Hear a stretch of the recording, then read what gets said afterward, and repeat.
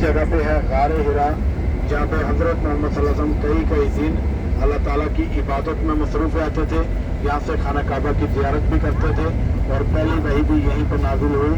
इक़रा बिस्मि रब्बिकल लज़ी ख़लक़ से लेकर मा अलम या अलम तक सारी आयतें यहीं पर नाज़िल हुई। जबल नूर गारे हिरा आपके सीधे हाथ में। यहाँ पे रोकेंगे थोड़ी देर।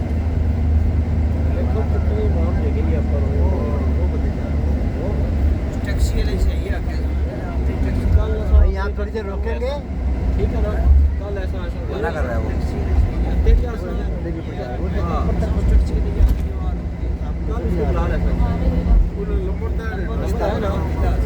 ये वाला है ना, ये वाला है जी।